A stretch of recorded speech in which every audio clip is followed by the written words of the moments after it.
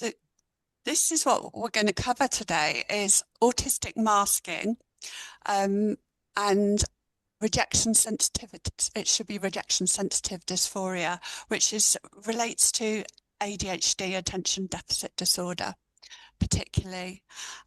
And then we're going to have a break after and then the second half is about the challenges of caring for adult neurodivergent children. It equally could relate to children who are children are not adult. I want to give a warning here that it could be listening very emotive.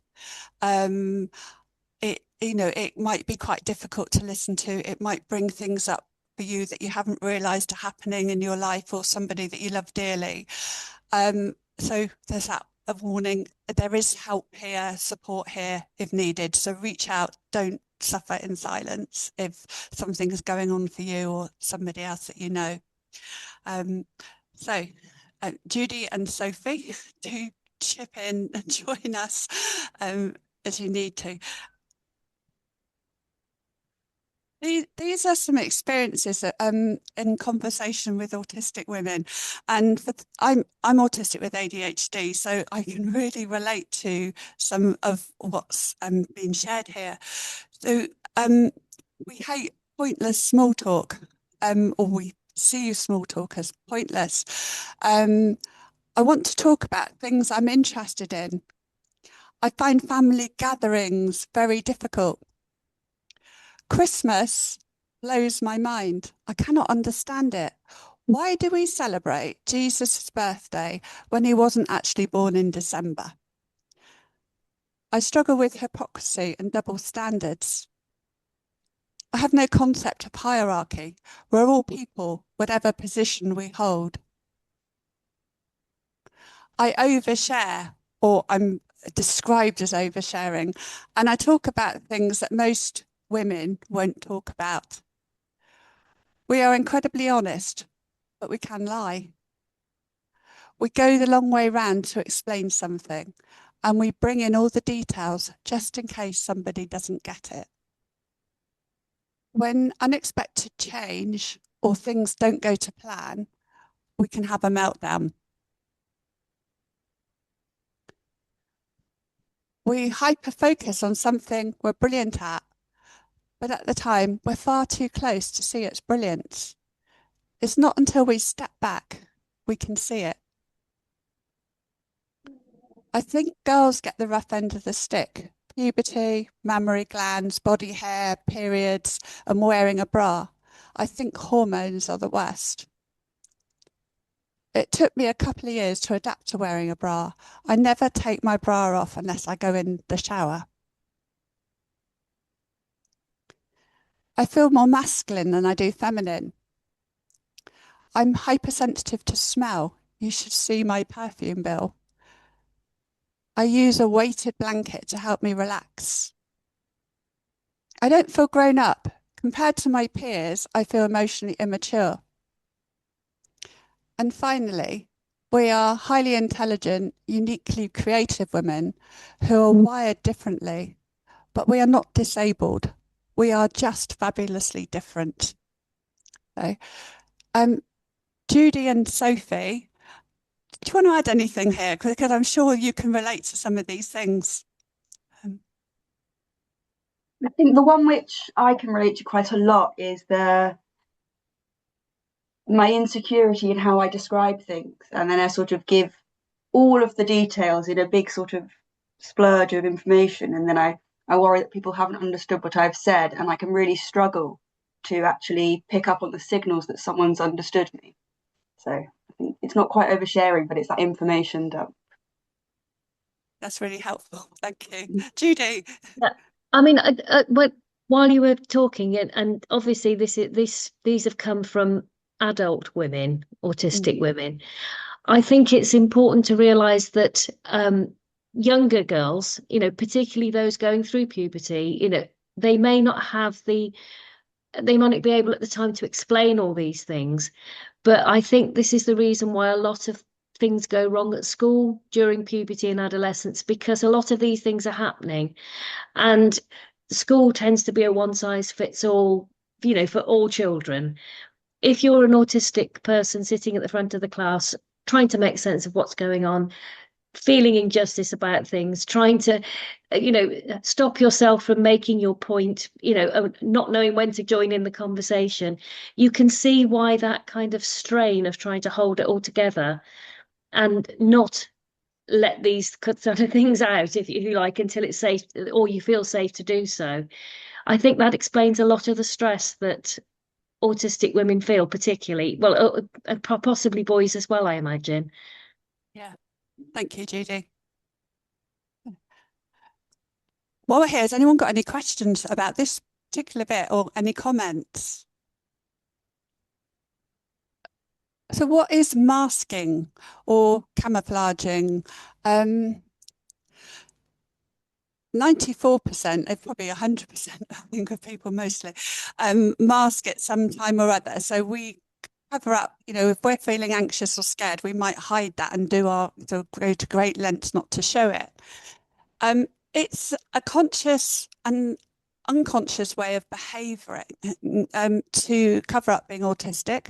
It's, as I say, it's not just about autistic people, often to prevent being criticised or rejected.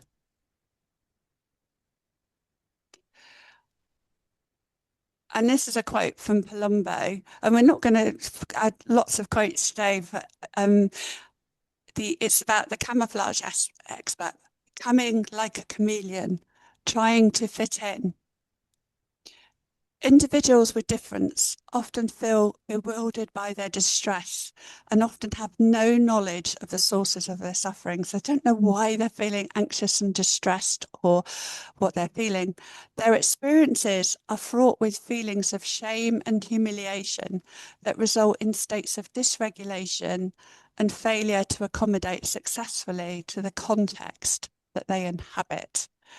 And as I read that, I'm very aware of sort of my school years. It's a long time ago, where I had the feelings of not wanting to get things wrong, feeling shamed if I put my hand up in the class and gave the wrong answer, so I didn't do it. And I think there can be a lot of those experiences for young people in education, and for adults in different situations as in work and socially. Judy and Sophie, I'm sure you'll have things that you can add to this. Yeah, I think that the key bit about that quote is not having knowledge of the sources of distress, because I'd mask at school constantly, and then I would come back and have these enormous meltdowns, and I wouldn't understand what had happened or why. Nothing major would have happened, I wouldn't have been told off, or there wouldn't be any single event. And it's only retrospectively I can see that the exhaustion and the emotional strain of masking, combined with the shame around the things that I was hiding, the autistic experiences and sort of tendencies that I was covering up and, sort of ashamed of, then played into this massive sense of, I guess, negativity and overwhelm, which just came out when I was at home. So I think it's not just the hiding, it's the reasons you hide and the exhaustion of it. Thank you. Yeah, I think as well, for a lot of it, unfortunately, in the school situation, it's not just about not wanting to look like an idiot in front of your peers or upset the teacher in some way. I think there's the whole social aspect as well. I mean, the autistic young girls that I work with and know personally struggle really hard to fit in with the crowd, to have their hair looking the same, to have their makeup looking the same, the clothes. They literally do not want to stand out. That is their biggest fear of their day, that they will somehow get something wrong or will stand out and somebody will make fun of them. And unfortunately, the world is cruel. Anybody who is a bit different, particularly in those teenage years, is likely to get pointed out. Yeah. And I guess that's been internalized into sort of a self. Yeah. I mean, most of the younger girls I know of would, well, they would do anything to avoid standing out at school in any way at all. It's very much the need to fly under the radar, not be noticed, to fit in, to be like everybody else. And like you say, Sophie, the exhaustion that comes at the end of the day from keeping that up for 6 hours in a day is incredibly hard. And so that's why when they get to their safe place, their home with the people that they trust, quite often this all comes out. And parents can be confused because there doesn't seem to be any particular thing that's happened. Often the young person won't be able to explain what it was. It won't be any one event. It'll just be that feeling of overwhelm and letting it all out. You know, as you were talking, Judy, I'm thinking it's sort of, it's like sort of trying desperately to blend in and not be seen. Yeah. Chameleon. Thank you. Yeah. Yeah.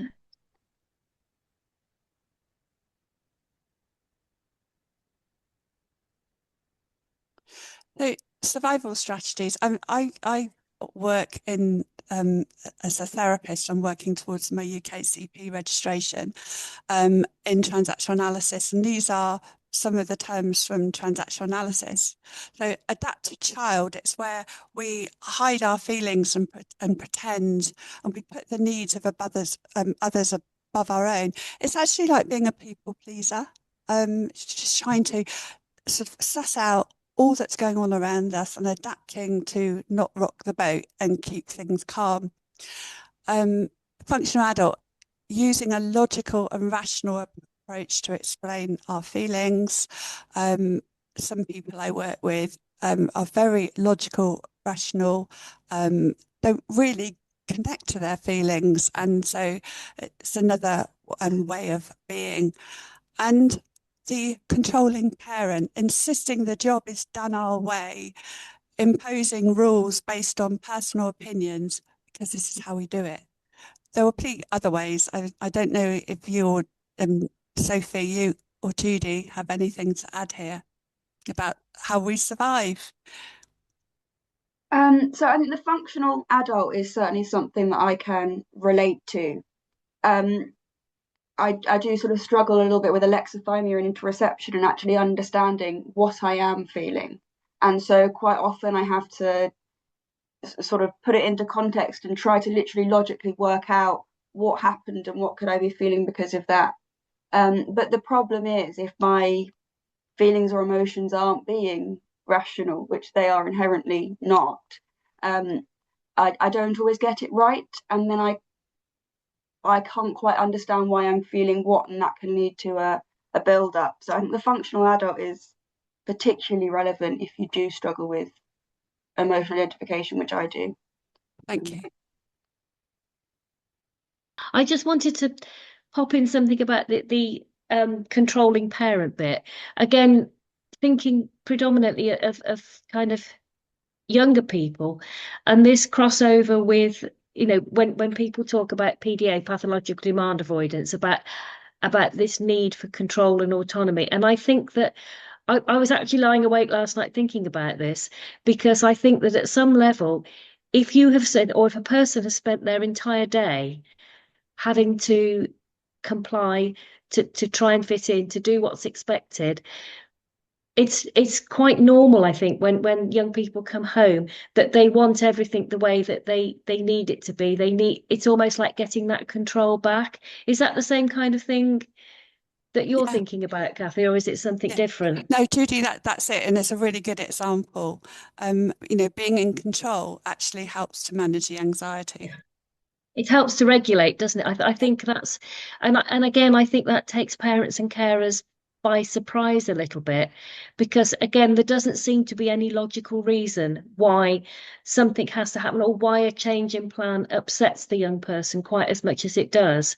But it's almost about, I think, because they've worked so hard all day to comply and do what's expected of them, that it's almost like, I need this now to help me regulate. I need things to be right. I need things to be as I need them to be in order to feel okay and to regulate. Yeah, it's that predictable and reliable, safe place. Yeah. That's really important. Yeah, thank you. Okay. So examples of masking, there will be many more. Hiding self-soothing stimming behaviours, that's sensory-seeking behaviours. Squashing down our emotions. Forcing ourselves to make eye contact.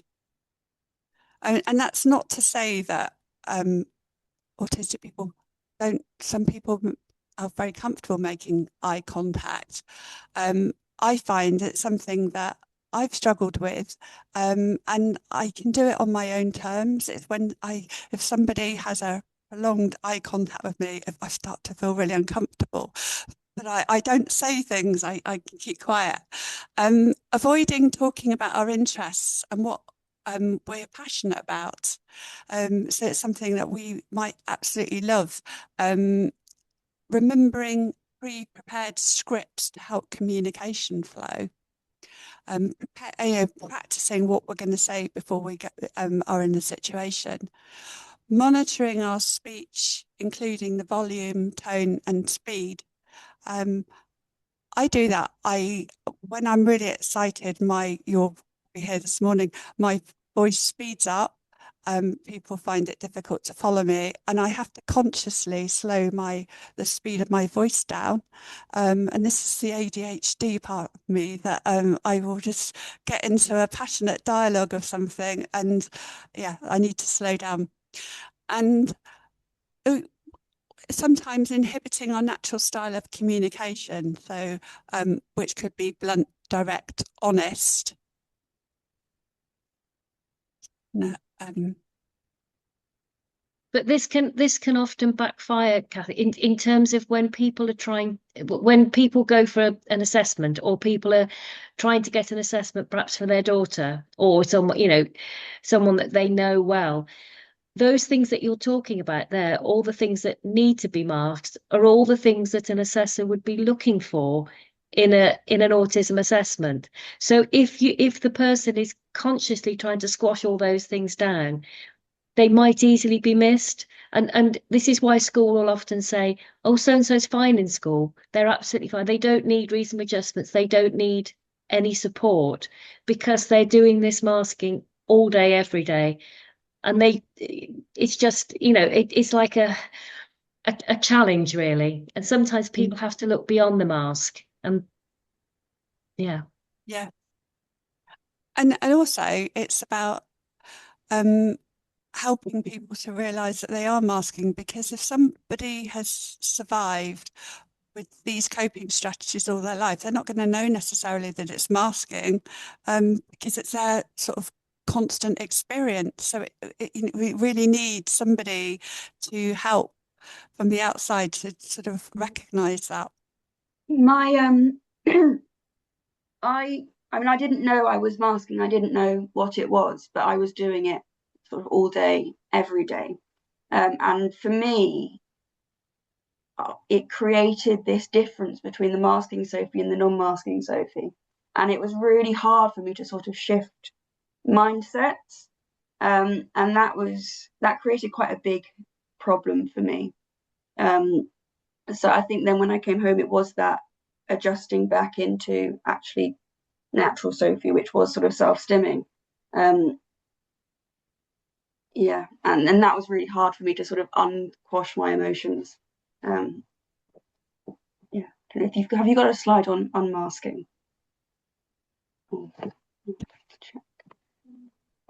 Right, thank you, Sophie. It's just some other bits. Adapting facial expressions and body language, sometimes feigning interest when we're bored.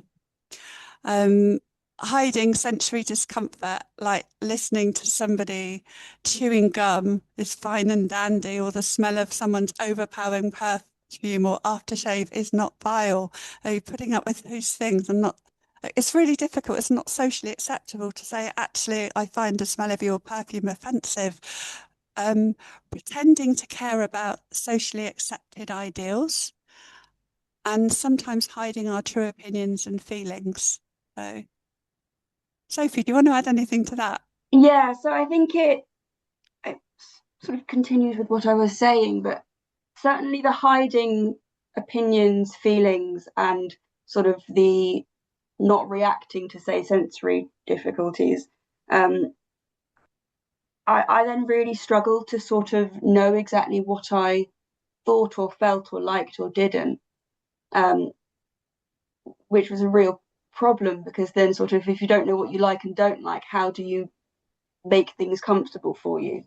So I think understanding what masking is for me as an autistic person, when I'm masking and when I'm not, was really, really important, so that I can actually start to monitor it and see when I'm masking, when I'm not, when I'm comfortable, and then actually if it's maintainable and what I like and need.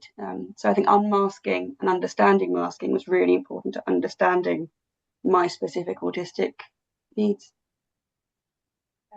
Thank you, Sophie. One thing when I started to think about my own masking was I came to the realization that it's absolutely fine to mask sometimes to survive. It's really okay. So it's not about stripping somebody or a person's self-protective resources away.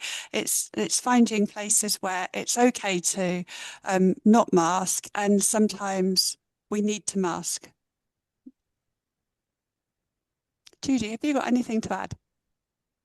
No, no, I think you've pretty much covered it all. I mean, the thing about pretending to care about socially accepted ideas, it makes me think of some of the questions that we as clinicians will ask during an autism assessment, and it will often be about that kind of, would your child tell somebody they smelled? Would your child say that they don't like a Christmas present and things like that? And I think that for non-autistic young people, that kind of is absorbed naturally as they grow up. You know, little ones will do it. By the time they get to about 8 or 9, most have learned that that's not appropriate, or it can offend people. I think for autistic people, sometimes that can be a bit harder, because, you know, I've spoken to lots of people, they say, well, why shouldn't I say it? It's the truth. It's making me feel sick. It's, you know, and it's that kind of mismatch, that honesty, that kind of, why is it wrong? And actually, when you question, why is it wrong to say that someone's perfume makes you feel sick? I mean, I think in a lot of ways it's perfectly acceptable, but it's that social norm thing again, isn't it? Yeah, and the message that an autistic young person, adult, sort of repeatedly Mm. picks up is don't be you. It's not okay to be you. Yeah. And so unmasking is learning to it's okay to be me. I think that probably gets easier as people get older. I mean, Cathie, you and I have talked about it a lot, about how you get to a certain age when you just are tired of all the nonsense around, you know, trying to please everybody. I think it's more of an issue when you're younger and you're trying to fit in and you're trying to discover who you are. I think there's a wonderful time in a lot of people's lives when they think, well, actually, I don't care as much now, and that not in a nasty way, but in that not worrying quite so much way. Yeah, I agree. And Because we've talked about it a lot. we have, and it's actually incredibly liberating when Yeah. you get to that point, when you realize, you know, I think it was somebody, I think it was Winston Churchill said once, you can please some of the people some of the time, most of the people most of the time, but you can't please all of the people all of the time.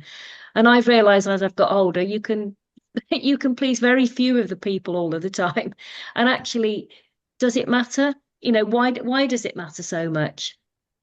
Yeah. And Judy, that leads really nicely into what we're going to talk about next, which is ADHD and rejection sensitive dysphoria, because it ties in with masking very much. Yeah. Does anyone have any questions? Yeah. Does anyone have any questions? No. No. Oh, sorry. Yes, would you? Yeah. Yeah. But they can see that people are dishonest. Being honest doesn't seem to have any value, so they don't find it more difficult when they are honest. Yeah. Yeah. I guess in a way, I'm talking from my experience. Yeah, I think things are worse because I find it incredulous when I sort of see the news or something and someone is being dishonest and think they have, and I think the other thing that lots of autistic people struggle with is people not presenting who they really are. Sorry, I have the microphone on. Not they're sort of presenting one. It's a bit like Facebook. People present a persona on Facebook, which is not really all that's going on behind the scenes, and we can buy into that or not. And then public figures are not necessarily being who they really were, not showing who they really are. And I think that's difficult. And it also highlights as well the vulnerability of autistic people who can't read those sort of situations. Particularly Yeah. young teenagers and young girls. Yeah, it's a real problem because I think there is an inability at a certain age to realize that what you see on Instagram and TikTok and Facebook is only a tiny part of someone's life, and it's how they're choosing to present themselves in that moment. It's not necessarily real life. And for me, that's possibly one of the reasons why there are so many more youngsters feeling anxious, feeling that they're not good enough because of this kind of perfect world that is portrayed on social media. Yeah, it's true. But another question.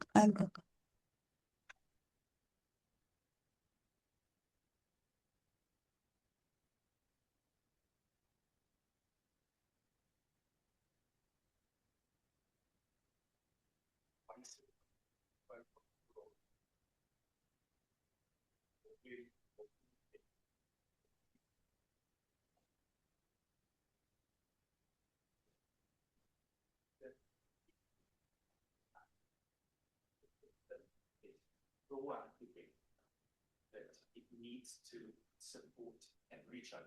Yeah. No item of going to sit in a classroom because that classroom. Well, you're absolutely right, and it's something that I say, working with mainly autistic women, when they think, oh, I've got it wrong again. And actually, I'm saying, well, who makes up the rules? It's neurotypical people, and they're inconsistent. They change. They're not reliable. And autistic or neurodivergent people are seen as the problem, and actually, we're not the problem. We can be, but we're not. I've seen some really funny things, Cathie, on online where autistic people are effectively um, pathologizing neurotypical people and say, well, why is this okay to do this way? And it's quite funny if you turn it on its head and you see that it's not the autistic people who are the problem. It's a difference, and it's often framed as a problem. And I've seen in the chat, this whole one size fits all in schools and in workplaces just isn't working anymore. Yeah. Yeah. For me, sitting in a classroom, I hope I'm answering the question, or at least adding to the answer. But for me, sitting in the classroom, all of those differences that I sort of had to adapt to, pushing your hand up in class or asking to go to the toilet, the way I dealt with it was by masking and believing that what I inherently wanted to do was wrong and that it was bad that I wanted to do that. And I didn't see that actually that was a set of rules for that environment that worked for the majority and was functional, rather than the fact that I just wanted to, go to the toilet or didn't understand why we were doing it this way meant that I was bad. So for me, that discrepancy between, I guess, my autistic needs and sort of the external world really played into my negative self-image. So I think it's more than just sort of recognizing the differences, embracing them and fitting in. It's also actually accepting that the way things are can actually be detrimental in the long term. And how do we change that and adapt that, which I guess is why we have reasonable adjustments and plans. That's my experience. Thank you, Sophie. That's brilliant. Thank you. So what is rejection sensitive dysphoria? RSD, it refers to an intense emotional reaction to perceived or actual rejection, criticism, or failure. And it's markedly more severe than would be typically expected. So it's an extreme response to the fear of or actual rejection or criticism. It's characterized by overwhelming emotional pain. And some people will absolutely feel this physically, internalized distress, or in some cases, externalized responses such as anger or withdrawal. And it can cause people to really shut down, close down, and not connect with others. This reaction is more than being sensitive. It can feel emotionally or physically overwhelming, even in response to minor social cues. And how many, I sort of say this question rhetorically, how many people have I worked with who have grown up as children are being called, oh, you're too sensitive, or you're touchy, and labelled as such, when actually they're really feeling, and what's wrong to feel. It's not recognised as a formal diagnosis in major psychiatric taxonomies. It's a clinical construct increasingly discussed in ADHD and neurodivergent clinical circles. And it was popularised by Dr. William Dodson in the context of ADHD and emotional dysregulation. So rejection can cause huge feelings of emotional dysregulation.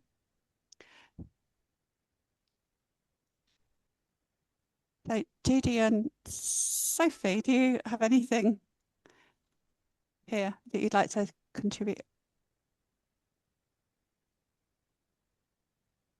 You want me to go first, Sophie?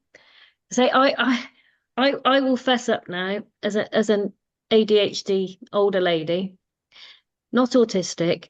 I can totally. I mean, the whole issue of this is massive and has played a huge part in my life, because as a child I was bright, intelligent, annoying, basically, because I had questions about everything and couldn't keep still.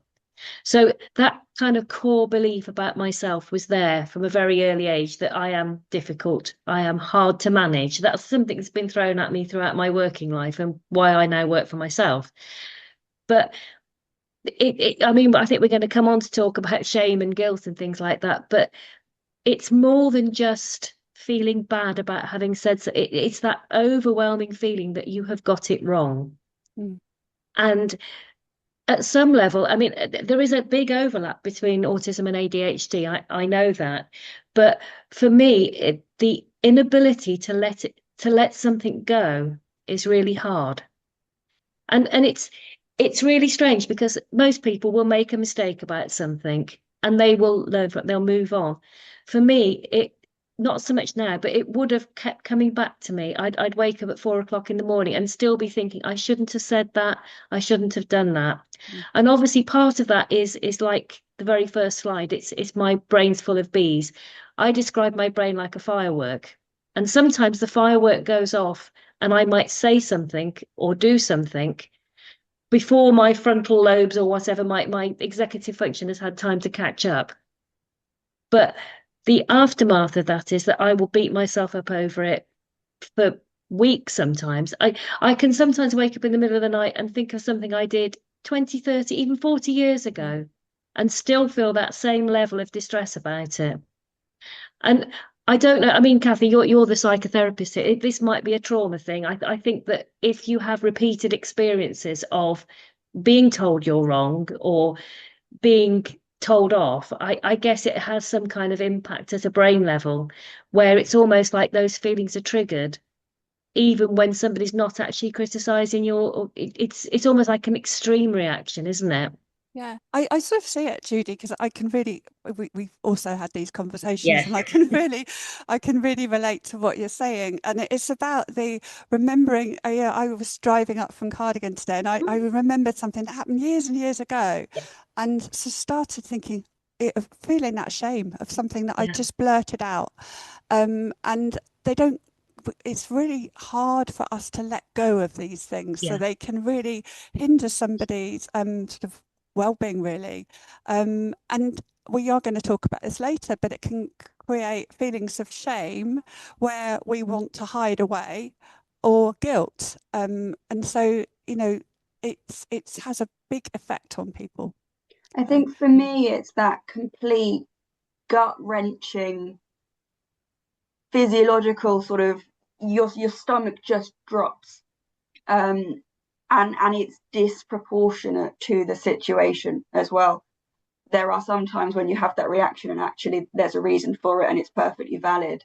But I think with this, when I feel it, it's someone else's injustice, or someone else has done something wrong, and I cannot understand it, and I cannot move on, and I cannot get better. And it's that sort of, my whole body is trembling, and I know why, but it doesn't quite match. Yeah. Yeah, thank you.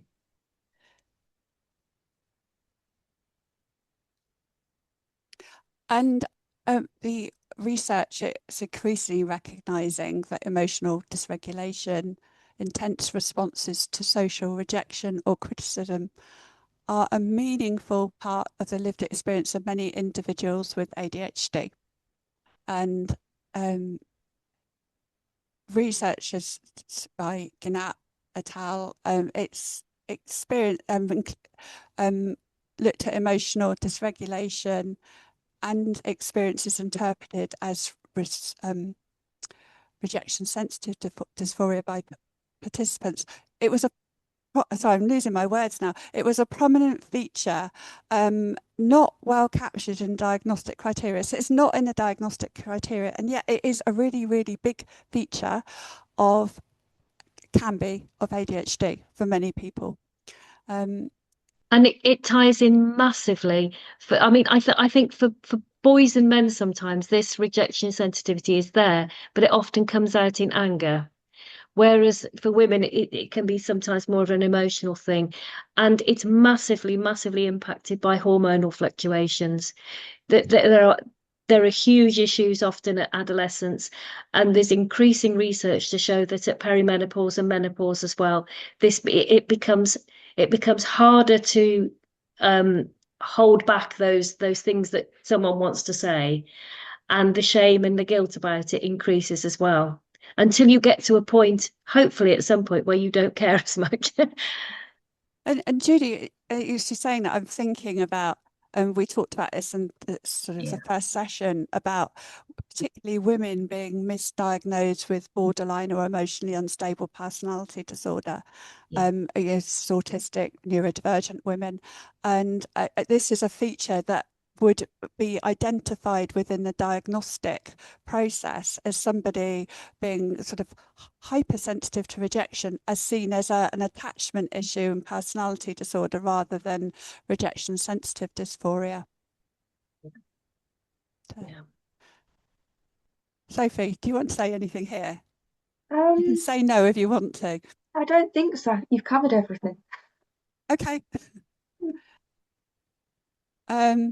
Could I just say one thing about this current sort of trend with everybody on TikTok and on social media saying that, oh, I'm ADHD because of this, and it unfortunately, it seems to have become a bit of a pride label thing.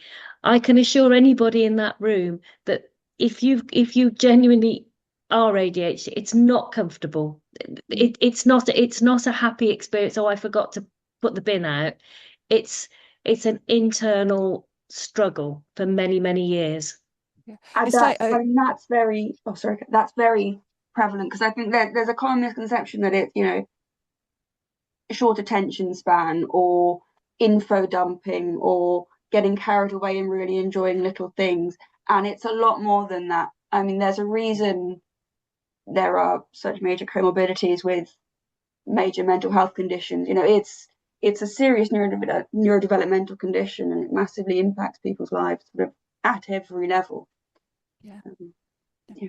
Because it affects the whole self, doesn't it? The whole sort of concept of self, who we are and how we interact with the world. And it's a huge thing. So yeah, I think it's not a negative necessarily. You know, it has positives and negatives, but I think it's not negative, but it's also not a positive. It's just a difference. yeah, thank you.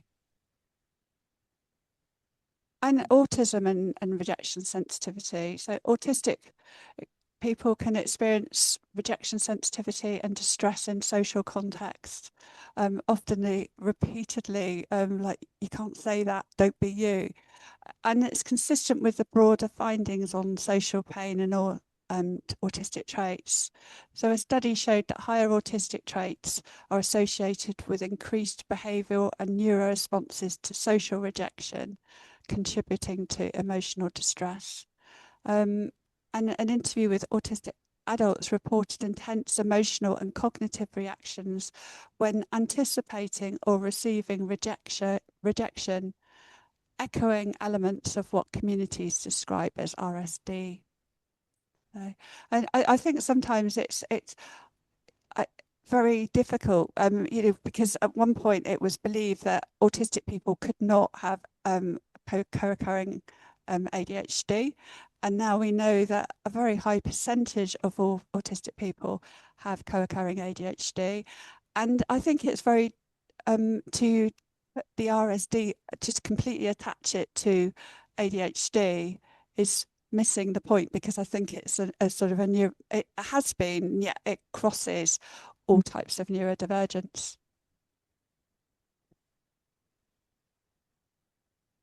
So I'm going to skip this slide because it's sort of coming up for people needing a break, and there's the break.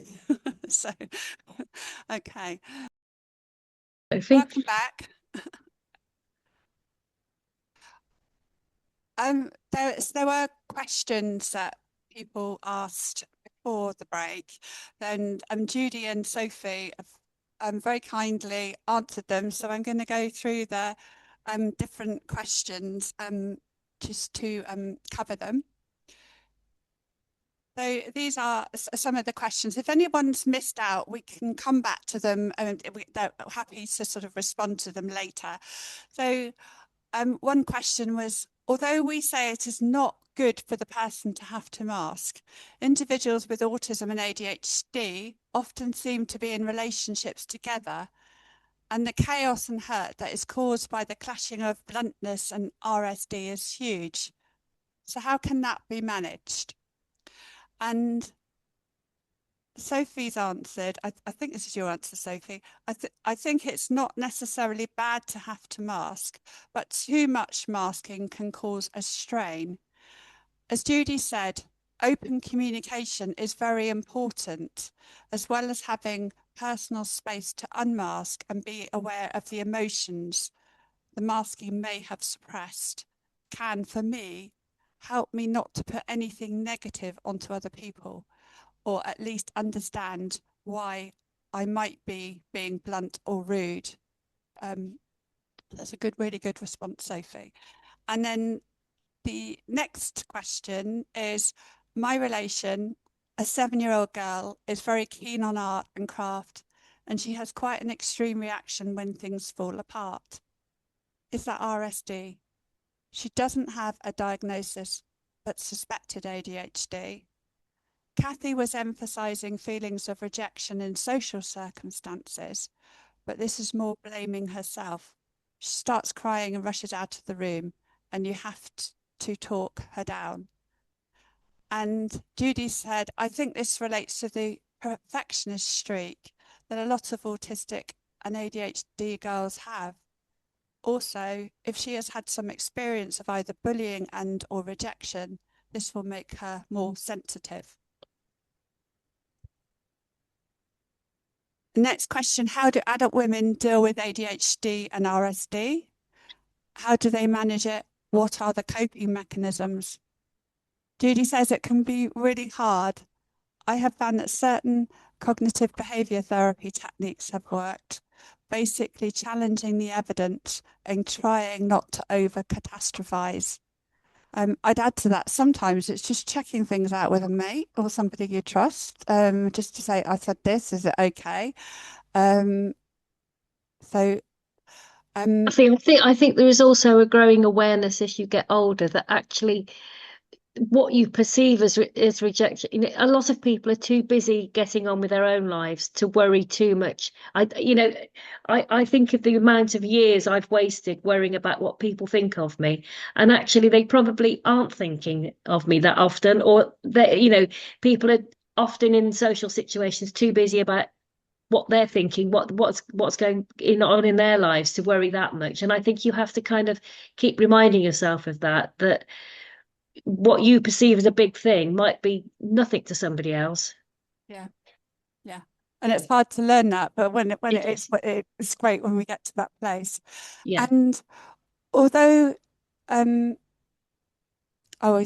one's been Judy's also responded to the one about individuals with autism and ADHD in relationship together, and she said openness and honesty and keep talking. I think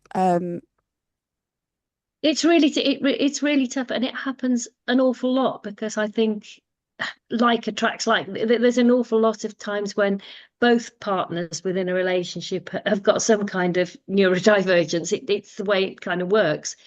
But I guess if you were an autistic man and you're making comments and you're not realizing that your partner is getting upset and triggered by it, then maybe the ADHD person has to actually sit them down and explain that this is hurting them, this is what's happening.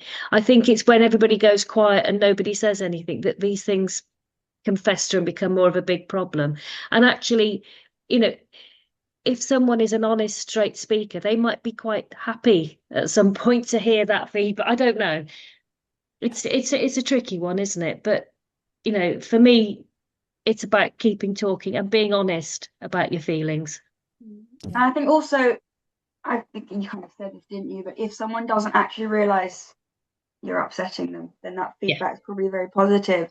But if those sort of blunt comments are actually relating to, you know, another instance that isn't obviously related to the person that it's being directed at, then that as well can sort of, that open communication can help that as well as sort of why are you saying it? What is it? Is it me or is it not at all? Yeah.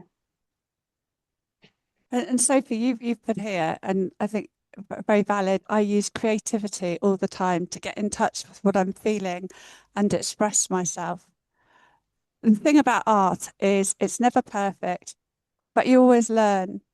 Again, that open communication about why what she thinks are flaws may actually improve the art. So this is a person who's wants to be perfect, improve the art or make it unique, which for me is exactly what makes art beautiful.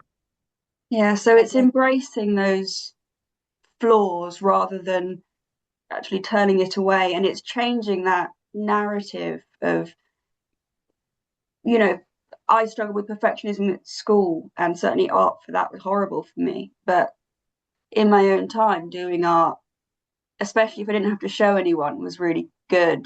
But also if someone, I said, oh, you know, I don't like, I don't know, the leaf on that tree, and someone else said, actually, you know, that's my favorite part, I don't want you to change that at all, and this is why, because it's different from the others, because it's unique, because it's personal, that as well sort of giving an alternative perspective which challenges the negativity and perfectionism. Thank you. Okay, so as I said at the beginning, this might be a motive for, you know, some of you in the room. It's something that Judy and I have, we've been through some of these experiences ourselves, and so it's a motive for us as well. So we're sort of speaking from a place of knowing, not knowing everything, but knowing the effects of parents caring for autistic adult children, what some of the challenges can be. And also, again, as I said earlier, that some of these will apply to children who are not adult yet, and similar issues. So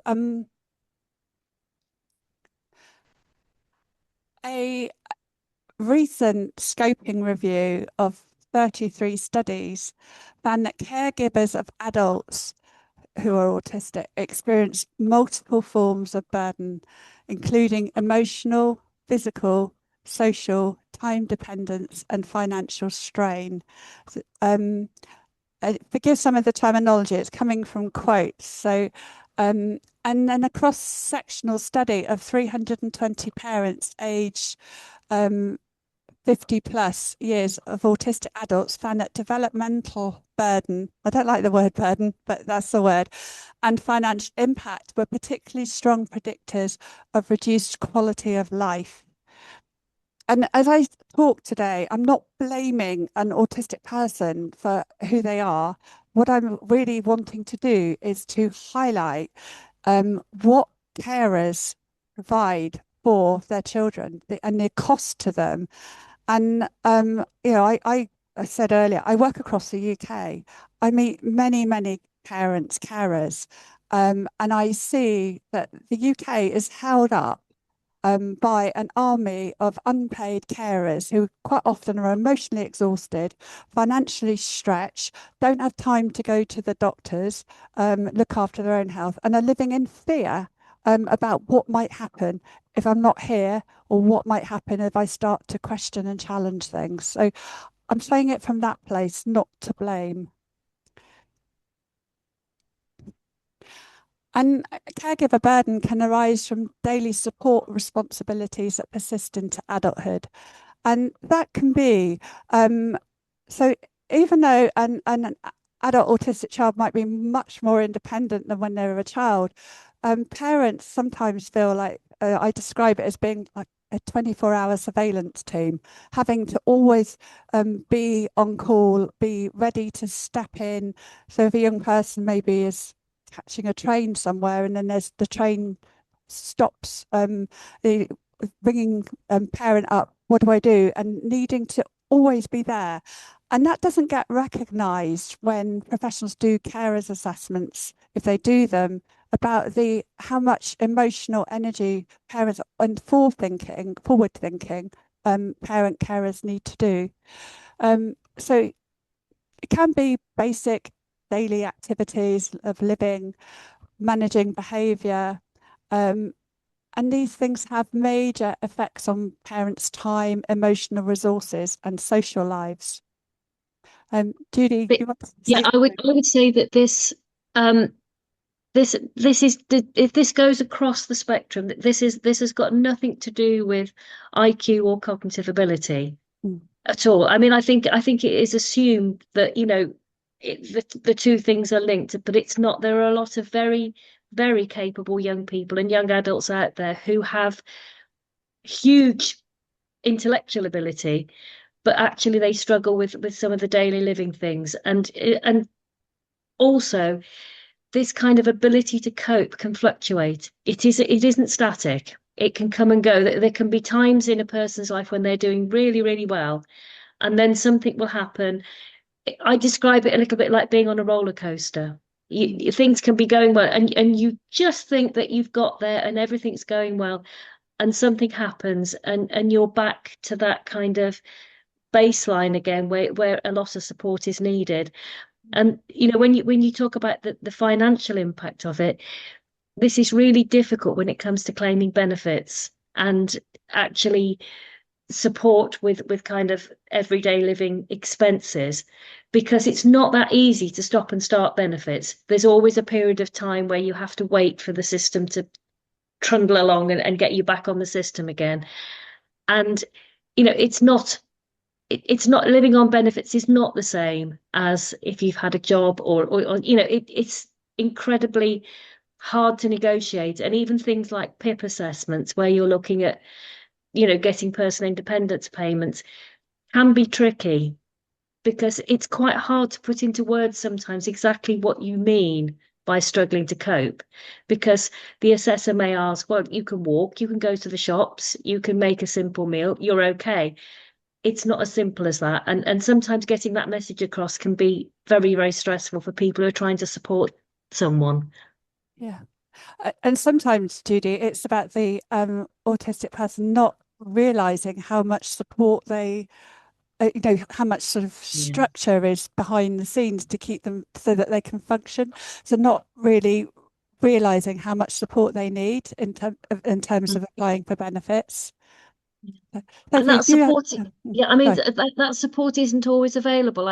Because I think maybe Sophie may want to talk about that, but sometimes getting the right level of support to enable someone to live is quite challenging. I know that, Sophie, you had a few issues getting the right kind of support, didn't you, when you needed it? Yeah. Do you mean sort of financial or sort of in the community or? Well, the whole kind of community support around you to help you to develop and live your life. Yeah, I think I certainly didn't understand the support I needed.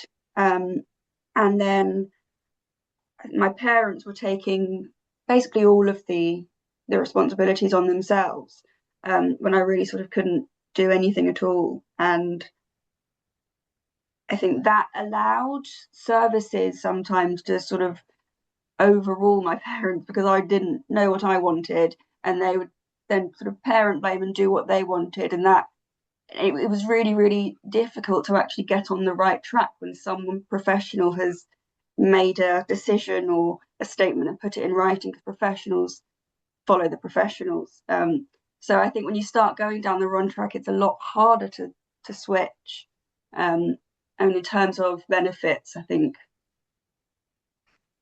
I actually had some support applying for PIP and filling in the details, but the questions are incredibly vague. And I think without the support and explanations, I could have very easily given essentially just the wrong answers and not accurately reflected my needs. Yeah. Thank you. Thanks, Sophie.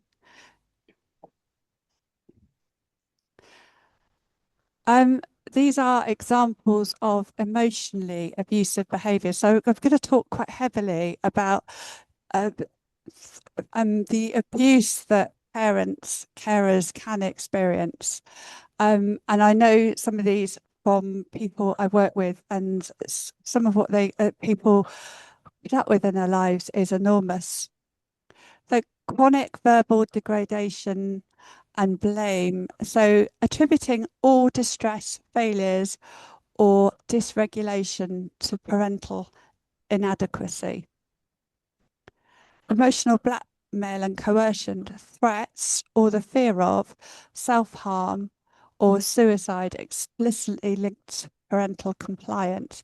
So it's having that fear of, if I don't do this, if I don't give my child money or let them do this, even though they're adult, if I don't support this, what's going to happen? What are they going to do? It's that fear that so many parents, carers live with.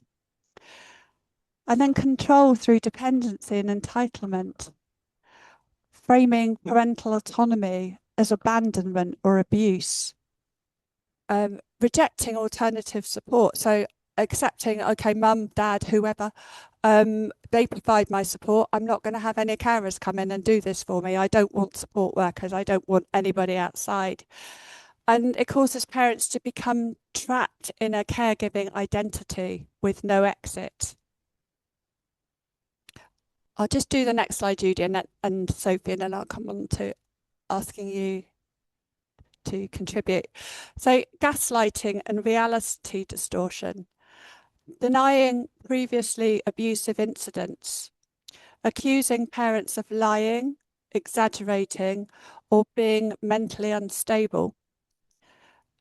I've known that happen a lot for parents, of being accused of being mentally unstable, and selectively recalling events to position self as always victimised.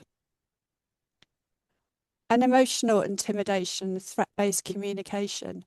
It can be menacing language, prolonged rage episodes with statements such as, "You'll regret this, you don't know what I'm capable of," with parents walking on eggshells, having fear-based compliance.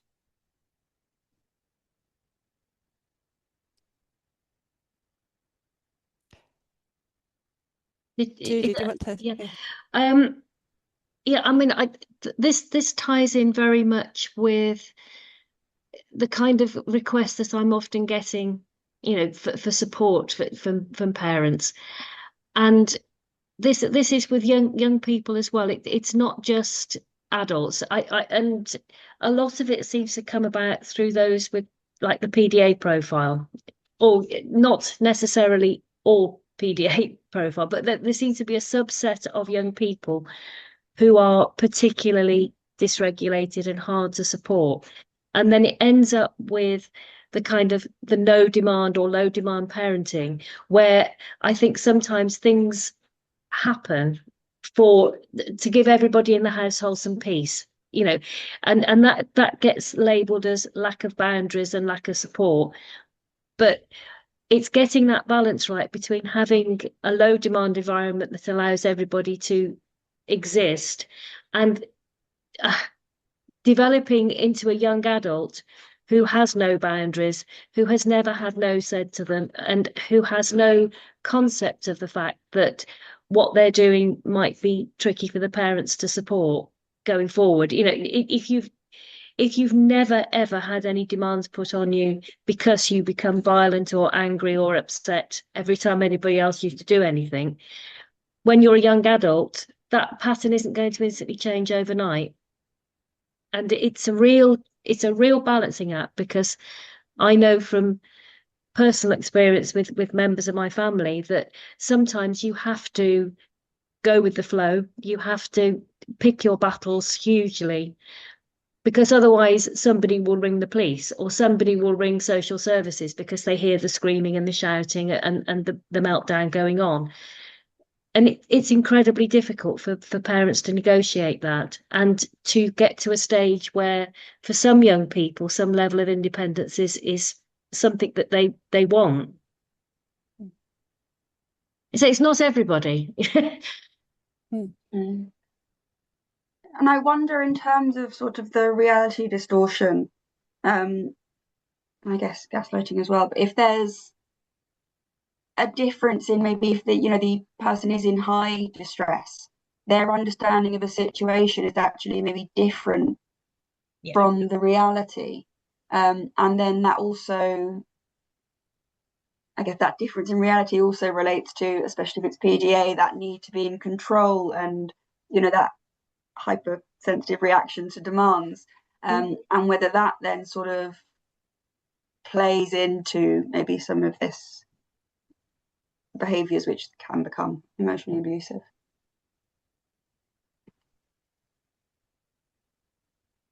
And I think I mean, I will happily acknowledge that this was my personal situation for a long time. And as a parent, alongside being a psychologist, so I understood all the psychology behind it and what should happen. But as a parent, your internal first instinct is to do everything you can to keep your child happy and safe, even if that means that you're giving them money or that you're paying for things, because you, as a parent, you are scared sometimes of what might happen. If you say no to money, are they going to end up homeless? Are they going to end up self-harming? It's a constant fear all the time. And Judy as well, it's that I'm still going to name it, but it's that fear of outliving your child, because of death. And I know that you've talked publicly, openly about that's what happened in your situation. And so many, and I hope you don't mind me saying this, but you sort of described the relief that you didn't want to lose your son, but it was going to happen at some point.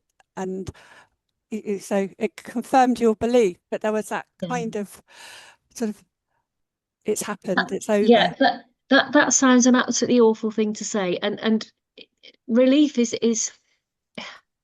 it's a hard word to sort of even think about. It wasn't relief. It was just, as Cathie said, I was always waiting for something to go wrong. I mean, at the end of the day, it happened because of a medical negligence, and the doctor didn't prescribe what should have been prescribed for my son. But I will always wonder whether if I had been there at that appointment with him, I mean, he was a 35-year-old man. He wasn't a child. He didn't have a learning disability. There was absolutely no reason why a GP would assume that he needed extra support. But I know the misunderstandings. I know the failure to listen sometimes, and all of those things, the failure to be able to explain how he was feeling. I often wonder whether if I'd been there, that the outcome might have been different. But realistically, when someone is an adult, you can't just force yourself in on every meeting. You can't be there every minute of the day. You can't be there constantly watching and hoping that things will go okay. You can't constantly be providing money, because at some point all of us retire, and financially we might not be able to do it. At some point we may die, and then our children or the people we're supporting will have to look after themselves, or will have to rely on others. So relief is the wrong word. I'm glad he was never left without me. I'm glad I'm glad it was the other way around from that point of view. Yeah. I'm sorry if that sounds horrible. It's not, it does. I don't mean it. I miss him desperately, but I hope Judy, that makes sense to people.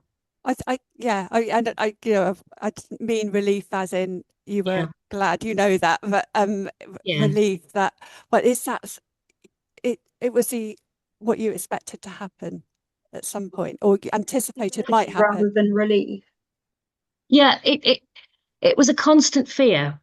Yeah. And there were many occasions where there were near misses. There were things that happened. There were situations where he was lucky. Various different things, because ADHD was a big feature of his life, and that led to a lot of impulsive behaviors. Yeah. So I guess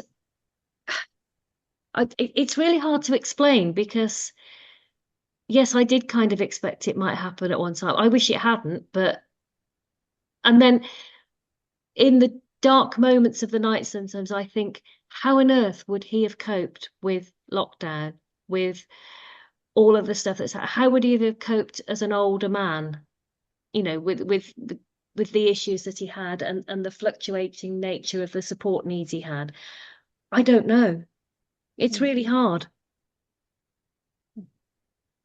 Thank you, Judy. And yeah, it's what you're sharing is so absolutely relevant to many, many parent carers, the dilemmas that we need to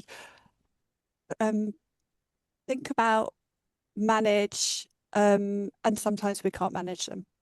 Yeah, I mean, I will say that, he was never ever violent. That wasn't his way at all. But he could be very persistent in asking for things. If you needed money, I would get 20, 30 texts in the space of half an hour. Have you read my text yet? Can you transfer me some money? Can you help? That kind of thing. So it wasn't that he didn't see the impact, but at that moment his need was the overriding thing that was on his mind. I think it's very easy to look at the list, this slide and the previous slide, and just say, well, you need stronger boundaries, and that's wrong, and they should be on just basically sort of the extreme punitive responses.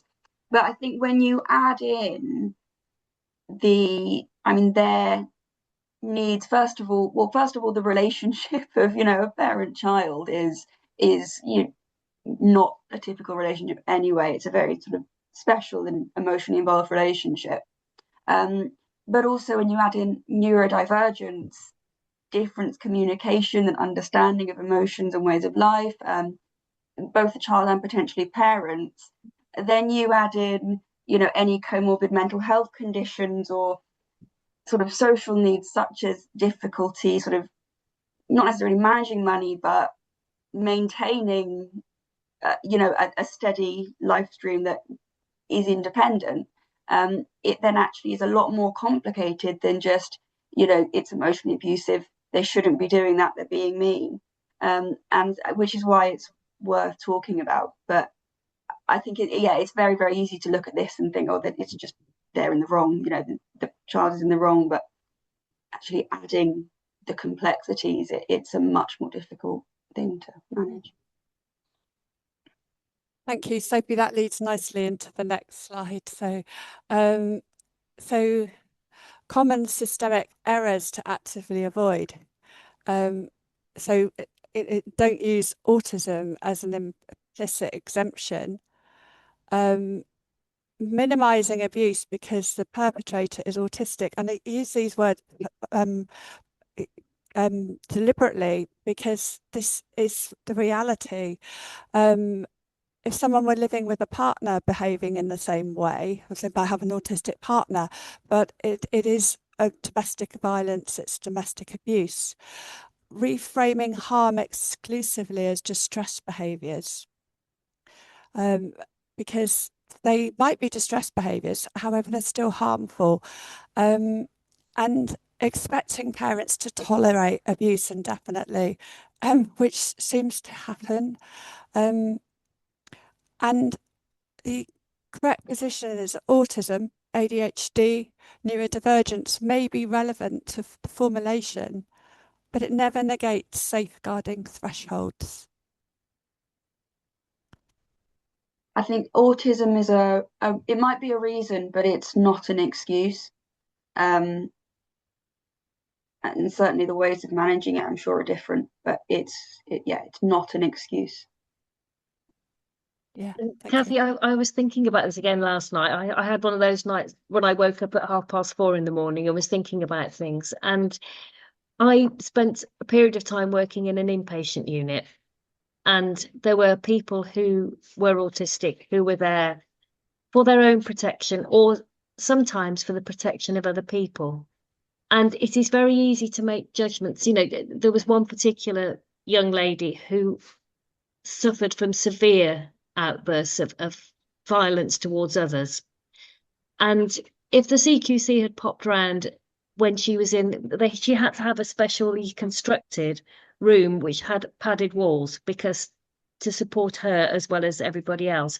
They would have thought it was absolutely shocking and terrible that she was in this room. And yes, taking it as a snapshot, it does seem horrible.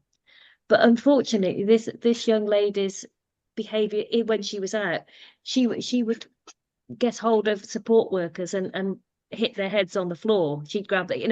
It was that bad. And for this particular young person, there was not a lot of reasonable adjustments that could be made that made that any better. There was nothing specific. Everything was done in terms of positive behaviour support and everything. Unfortunately, she was one of those young people who used that, as a way of being. And it was very, very difficult for those supporting her. I mean, her parents couldn't. The support team in the hospital struggled to manage her and to help her. So it's a broad spectrum again, isn't it? I'm not saying everybody's like that, but there are some cases where it is really, really difficult to manage. Yeah, definitely. And Judy, with all of the things we're talking about here, and Sophie, there aren't any straightforward answers. There aren't, they're not easy solutions, because if there were solutions, we'd have, done them. And it's so, I don't know if say word easy, I'm trying to choose my words carefully, but I think parents, carers find themselves in this position and for a long time without realising the enormity of what's going on and what they're carrying. And I also know from my own experiences that if someone were to say, actually, what's happening is abusive, it's wrong, I would have defended my son beyond all reason. No, you're not understanding him. You're not understanding why I do this, why I do that. and from my experience, it came from a place of fear.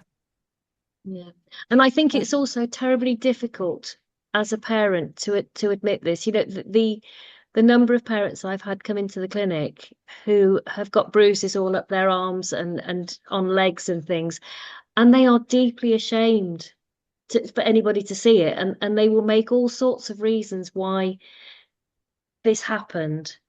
And actually, they actually admit it, say, oh yes, it was actually my child, you know, my 6-year-old, my 7-year-old, you know, there are bite marks, there are bruises sometimes.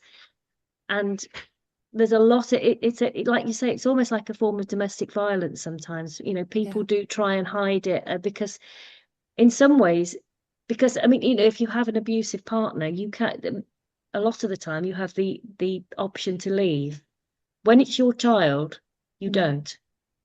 And, you know, practically, emotionally, in every way, you can't just walk away from it. Yeah, agree. And so because if you're not providing that support, who will? Yeah. Yeah. Yeah. And what's the alternative? The alternative is to send them away somewhere, you know, and that's not what parents want a lot of the time. Yeah. Yeah. Thank you. And these are some of the behaviours that they might sound extreme. They do happen. So manipulation of professionals and systems. So an autistic or neurodivergent person presenting as highly vulnerable or compliant to professionals while minimising or denying their abusive behaviour at home.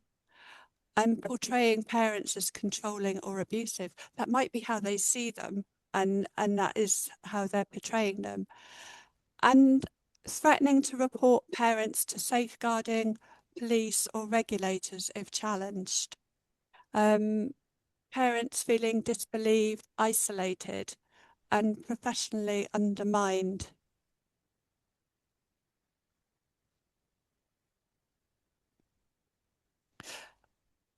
Judy and Sophie, or either of you, do you have anything to add here?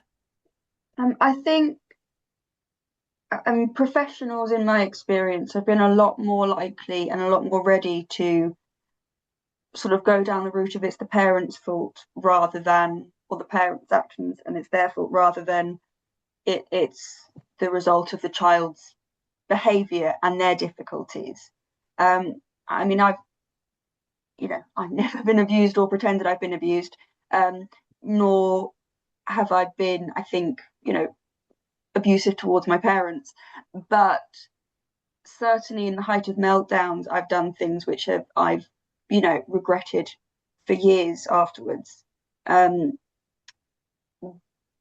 my interactions with social services seem to portray all of those difficulties that I faced being autistic and mentally unwell and put them back onto the parents, which meant that they received practically no support for my behaviour, nor did my siblings. It was all, it's the parents' fault. How can we support the children with the parents? And I'm not saying it was my fault, but it certainly wasn't my parents. And I think that was definitely an obstacle to receiving any support. Parent blaming is still out there. It is still happening. I mean, Cathie and I attended a meeting earlier in the week about fabricated and induced illness and the number of parents who are still being blamed and are still being accused of making up the difficulties that their children are having or they're experiencing. It's still happening. There is still, unfortunately, within clinical psychology training, there's a lot of emphasis on attachment and on, that kind of issue and secure attachment. And they often don't see things through a neurodivergent lens at all. They just see the narrow, this is an attachment problem, we need to work with the parents, rather than looking systemically at the whole family and looking at what that family needs in order to get by, rather than just blaming the parents and say, you need to have more boundaries, you need to have more discipline. It's not if it was as straightforward as that, it would be easy, wouldn't it? Yeah. And then you add in the difficulty of sort of other siblings as well. Yeah, I mean, I had 4 children, and only one of them caused significant problems. You know, there was clearly something right about that, because our other three children were fine. They were growing up, developing well and happy. One wasn't. And so we didn't treat anybody any differently. We were accused of potentially scapegoating and making an example of him. Absolutely not. You know, we could spend hours just explaining boundaries and saying this is what you mustn't do, you can't do, you know, if you do this there will be a consequence, not a punishment, but there are natural consequences in life. If you do certain things you get into trouble. And he would sit there and he would say, I promise I won't do this again, Mum and Dad. And then 5 minutes later we'd be doing exactly the same thing again. So it wasn't about boundaries, it was about the way his brain processed information differently. Yeah, and for I know we're talking about adults predominantly, but for children, there's nothing in the Children Act about violence from children towards parents. And so what happens is, if a child is violent to parents or siblings, it's a parenting issue. Again, boundaries and attachment, whatever. I'm not saying that always happens, but I've seen that a lot. So. Okay, and we've touched on this, financial abuse, pressuring parents to provide money under threat of emotional collapse. Got to have this. Framing refusal as neglect or cruelty. And inducing guilt around owing lifelong financial support. So it's your job to give me money. Manipulating parents to give money for various reasons. I've been in that situation, and the number of different reasons are absolutely amazingly creative. And most of the time I fell for it. I believed what was being said to me.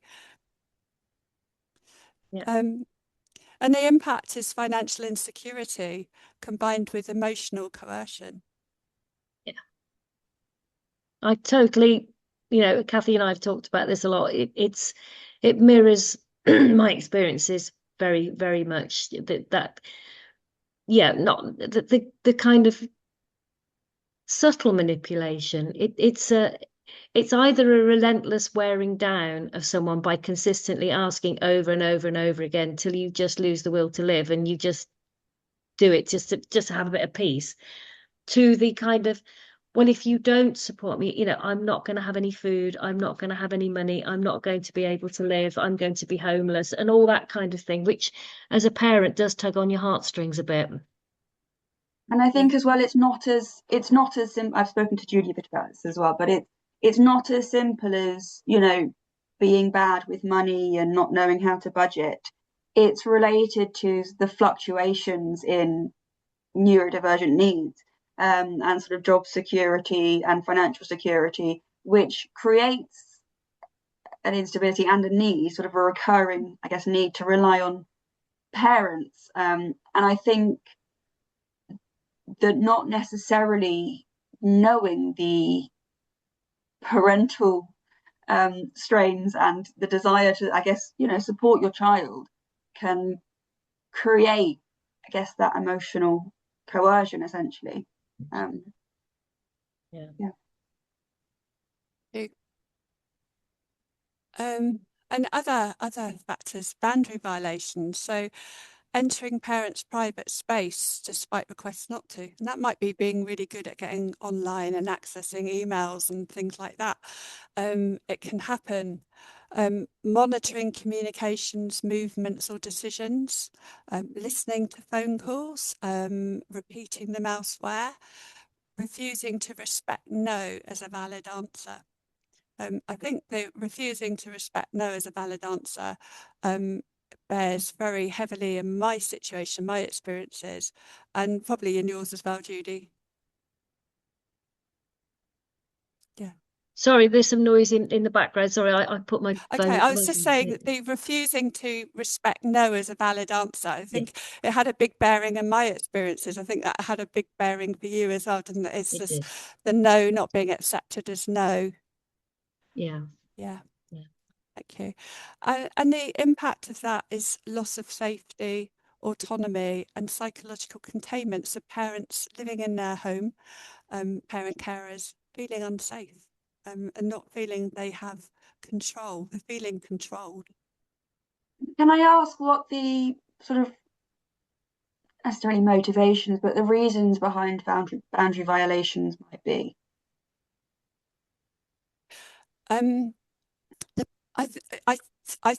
There can be various reasons, Sophie. I think some of it's about anxiety and needing to know, and sort of needing, because of high anxiety, needing to be in control and know exactly what's going on. And so it sort of pervades everyone else in the household boundaries because of that, without realizing actually I shouldn't be doing that. And sometimes can be the sense of entitlement. I can do this. I think some of it might relate to more extreme forms of kind of the PDA profile, because certainly in my son's case, there was a reluctance to accept boundaries from the law sometimes. Like, for example, there were times when he would drive a car without insurance and without tax, because in that moment it was something he wanted or needed to do, even though he knew there would be consequences. He knew it was against the law. He understood the law, but didn't always choose to adhere to it. And, sometimes someone saying no made very little difference. There was something about that, what I like to call it the pervasive drive for autonomy, which I think is I think PDA is on a spectrum. I think some people are more impacted than others, but there are certainly some young people and some adults who simply need to do things their own way. That drive for autonomy, and there is very little respect or understanding for hierarchy or the law sometimes. Yeah. I've experienced that, Judy, with my son, who knows the law so well and knows how to sort of manipulate the law to his advantage. So I get it.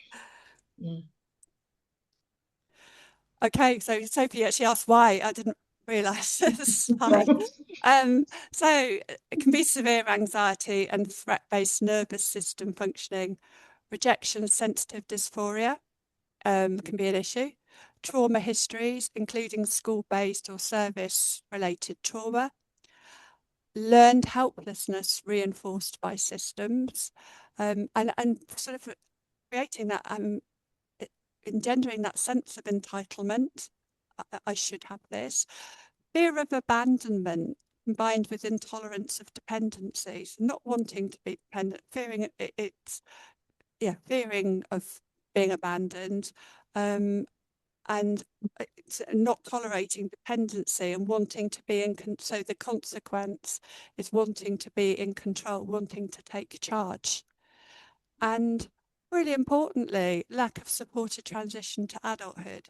And I'm not saying that in a blaming way. It's what happens. There are not the services and resources to support, to help young people always make successful transitions into adulthood. And part of adulthood, when we go through that adolescent period, is about learning. It's about learning from mistakes and becoming more mature and taking more and more responsibility for ourselves. And some people can't do that. And there's also a delayed sort of emotional maturity, I think, in autistic people, which means that maybe their cognitive abilities aren't, or they're very good, their emotional abilities aren't in tune with it or with their peers at similar ages. And also, I guess, the difference in social understanding in, I guess, specifically autistic people, and that communication can play to sort of slightly atypical behaviours. And impulsivity of ADHD and PDA, as Judy said. And understanding why does not mean tolerating harm. And that's really important to remember.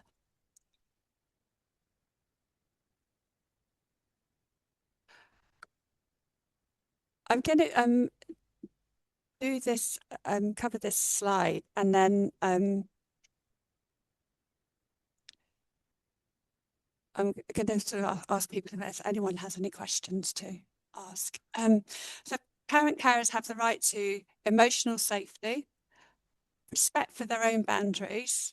I'm not saying this is all straightforward. Independent lives and support in their own right. That might sound like, well, it's impossible, but it is.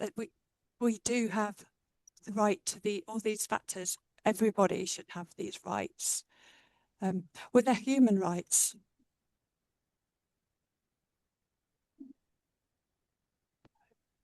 Okay, so I am very conscious this is an emotive as a subject, because I'm feeling it myself as I'm talking about it, because I've been through this. And I'm sure Judy is also feeling that.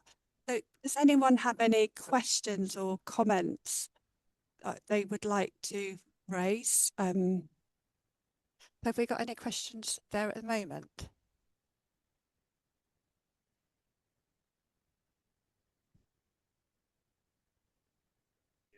Right, okay.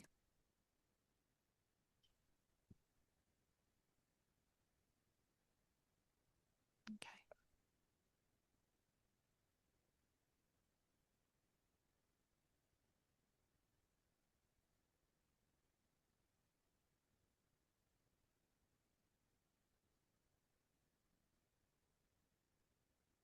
It's really useful to know it's out there. Yeah.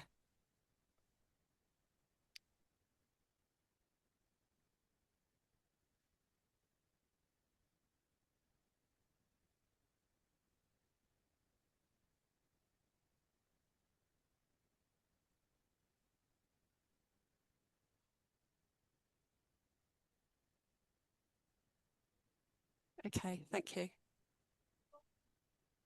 Judy and Sophie, I don't know if you could hear that. There are some different resources locally, but there's also a Facebook group with Yvonne Newbold, who sort of runs it and offers really, really invaluable support and guidance there for parent carers. Okay. Right. It's I added this, it's thinking about ways to describe the impact of what's happening, how to put experiences into words. I experience chronic anxiety and fear. My sleep is severely disrupted. I feel constantly on edge, unable to relax in my own home. My physical health has deteriorated due to stress. And sometimes physical health deteriorates because people can't get to a doctor's or medical appointments, or ignore their own physical health needs. I avoid leaving the house or making plans. I feel trapped and unable to set boundaries safely.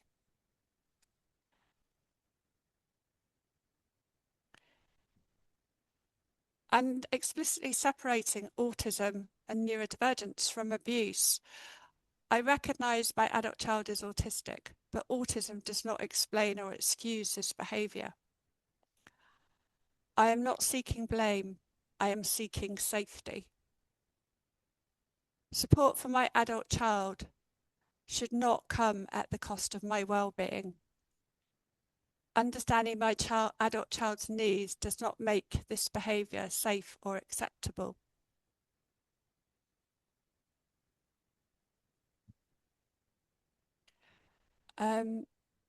Jude, before I'll go back to the other side.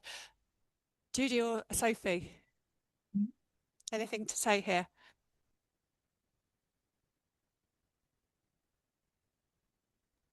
I think you've more or less covered it, to be honest.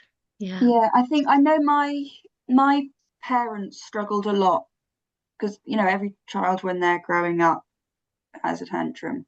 My parents really struggled to know the difference between what was a meltdown and what was a tantrum. And obviously the responses for both are entirely different. And yeah, I think that's worth putting out there. And that's really understandable as well, to not know. Yeah. And I guess, Sophie, that was before you were diagnosed as autistic, is that? And even after as Okay. well. It still happens sometimes. I don't necessarily know if my reaction is related to sort of being overwhelmed and stressed, or if actually I'm just being difficult. And that's generally my tendency to blame myself and internalize. But it certainly gets easier as you get older. But I think my parents really, really struggled to know and then respond appropriately.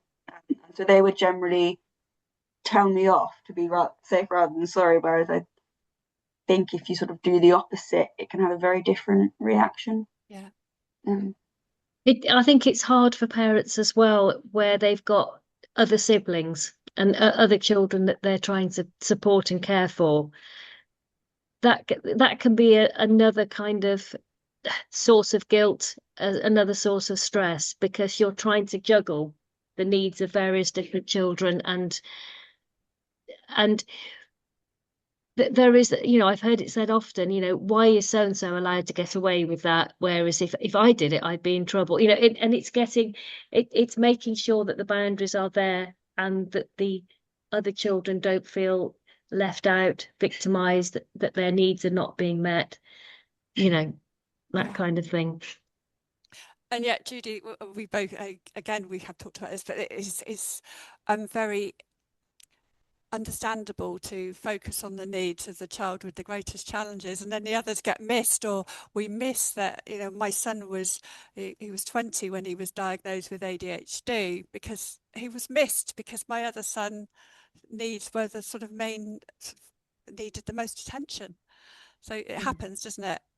Yeah, it did with my younger son, because I remember saying to him once that, it's like, isn't it lovely that you've grown up without having any real challenges or difficulties? And he said, actually, I did, Mum, at times, but I didn't want to tell you because I didn't want to make things worse. I knew you had enough on your plate already, so I didn't want to add to that stress. So he became very self-reliant and very good at managing it, which that's another reason why I end up feeling guilty, because you can't, you do what you can in that moment. Yeah. Thank you. There's a question here. So is it a question or a comment?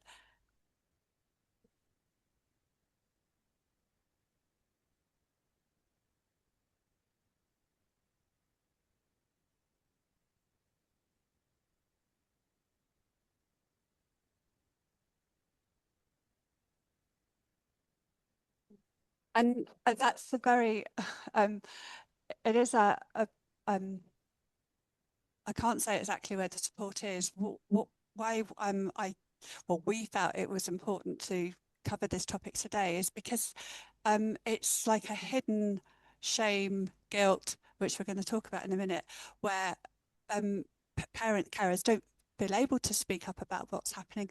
When they do speak up, they're not listened to, and there aren't services out there specifically across the UK that support parents in this situation, because what ultimately seems to happen is the parents are blamed.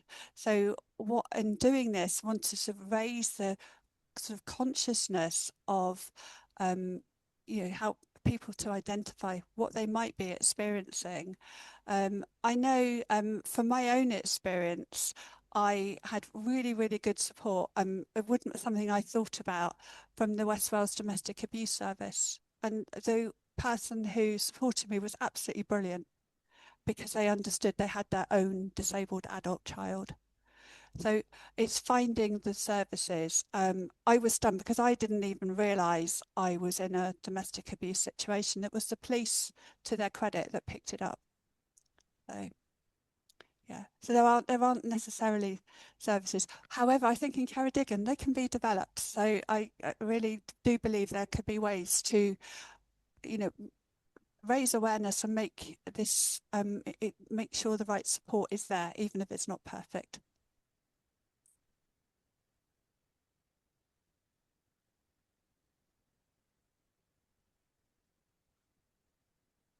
Yeah.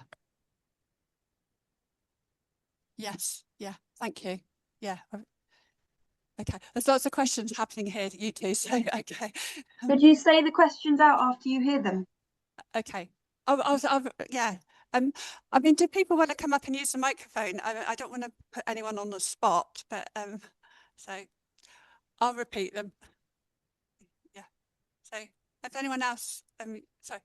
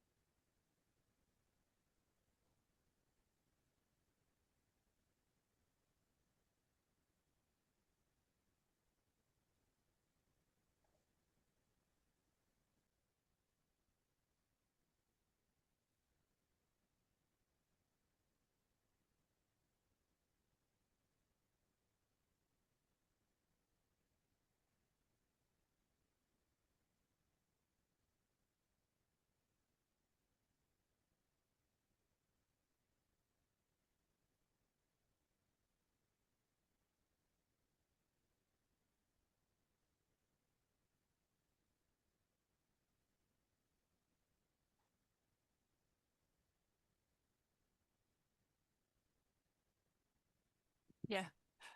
So Judy and Sophie were sort of talking about local resources and local connections like parent groups, a PDA parenting group, and the importance of having other parents to talk to who aren't going to say it's your fault and judge, and that's really important. So I think the lived experience perspective is so important, and also I think getting rid of the shame and the stigma of actually talking about it, because as I say, you know, I'm going back many years now, and it wasn't something that I would ever have spoken about to anybody else. That there were no Facebook, there was no support, there was nothing. So there were times when I did feel like I was the only parent that was experiencing that. And that's really why I went into clinical psychology, because I wanted to try and make a difference.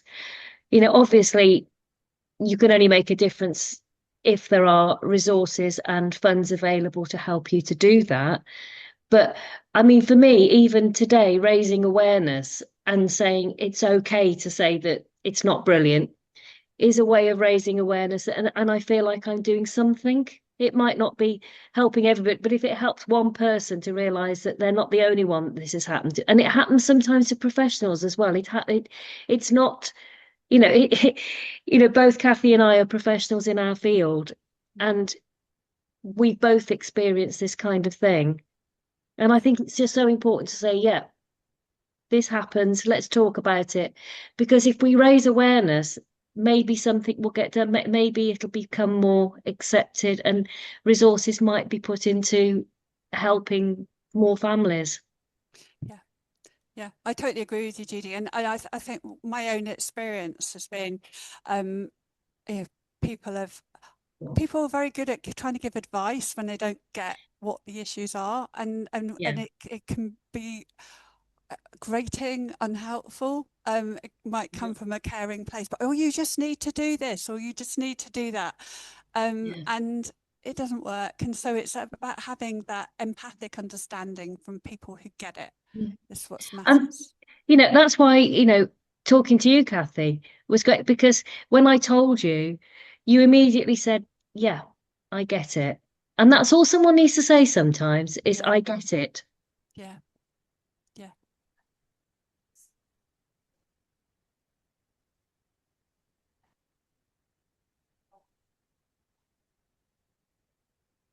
Yeah.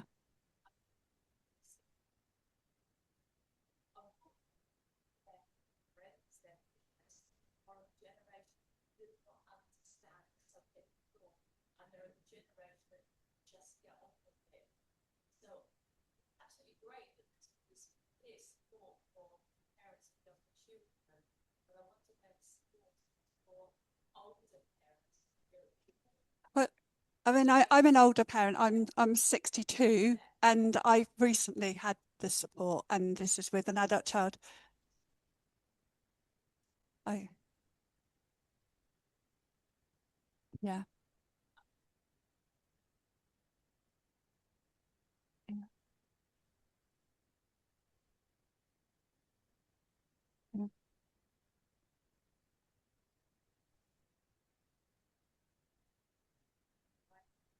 Yeah.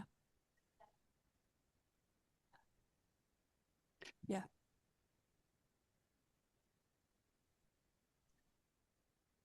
I totally agree, because when I started thinking about presenting on this today, I was actually thinking, I understand about parents of younger children and who are challenging to manage and some of the behaviours, but I was actually more thinking about older adults, people like my age, Judy's a similar age, having sort of going through this and not really understanding, having a voice to say, or not even knowing how to put into words what's going on without being misjudged by others. And this is what I really believe needs to change, that we need to be able to say, or find the right people to be able to say to them, this is what's happening, without being given a quick fix. You do this, this and this, it'll be okay, because it isn't. So yeah, I mean, Judy, I think, Judy, you'll relate to this. One of the women here is talking about not only having, about adult children who need support, but then it comes to grandchildren who are neurodivergent needing support. You get it, don't you? Oh, yes. I mean, I have 7 grandchildren, and we have 1 ADHD, 2 autistic, 2 PDA, and 2 neurotypical, as far as we know so far, but they're little. So family get-togethers are interesting, to say the least. Yeah, but yes, I mean, very often I will either witness difficult situations or be called by my children to say, Mum, what do I do in this situation? How do I manage this? How do I handle it? Yeah. Somebody else, Judy, was also saying about sort of older parents sort of in their 60s or 70s, a bit like us really, in the 60s, where their adult children have a later in life diagnosis, and yet there's a culture of don't talk about it, don't tell other people what's going on, and it's the guilt and the shame, that, and where do they get their support from? Yeah. And then the other, I was just trying to I've lost my train of thought there, but anyway.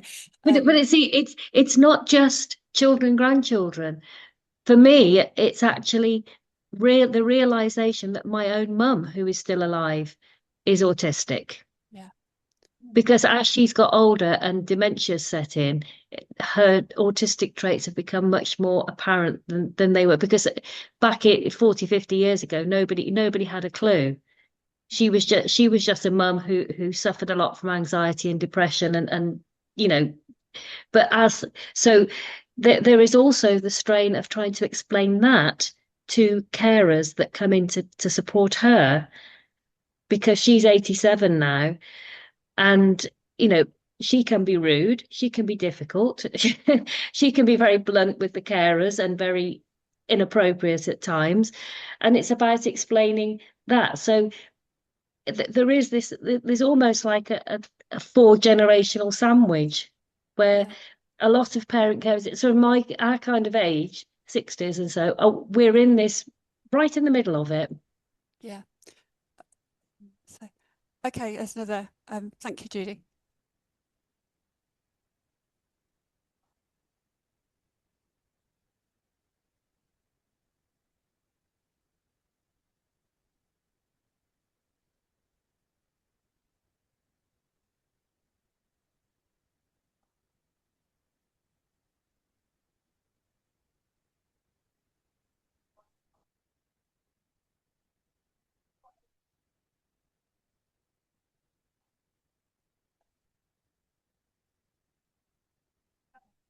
It does make sense, yeah. Yeah, I can't answer that. I'm going to just relay that to Judy and Sophie.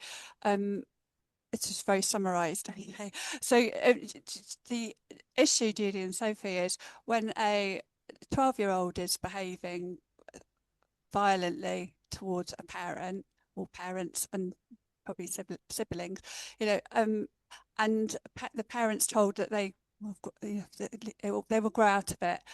When does it come a point that it's actually domestic violence, domestic abuse?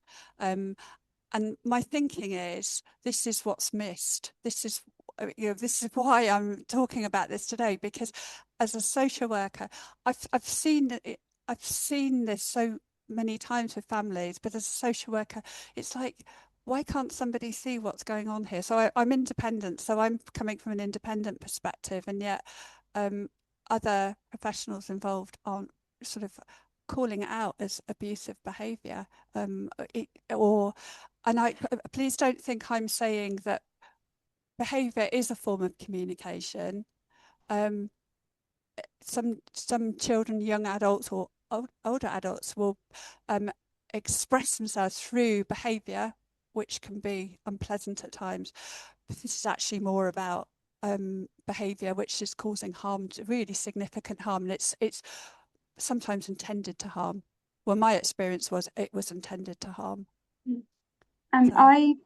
I personally think that violence, even from a 5-year-old, isn't acceptable. I don't think anyone would, and the repercussions, and I don't think it's an abuse if a 5-year-old child sort of hits their parent in an autistic meltdown. That's very different from, say, a 21 or 30-year-old hitting a parent because they're not being given £1,000. But I think what's really important to realise is that it's never okay.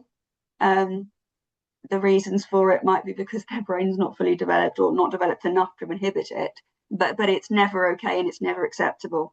I mean, I have in extreme meltdowns, especially when I was really little, become violent, and sort of immediately afterwards, just the crushing shame I can still relate to. And that's something I've always had, and I'm very glad I've always had it. But I think if I didn't have it, I would very much want my parents to actually put a line under it and go, I can accept a meltdown, I can accept, just randomly screaming or, wanting to do certain things, but actually the boundary is violence, threatening verbal abuse, that kind of actively and immediately harmful behaviour. And from my perspective, as someone who has, sort of not quite gone through this, but gone through similar, I would have wanted the line to be drawn.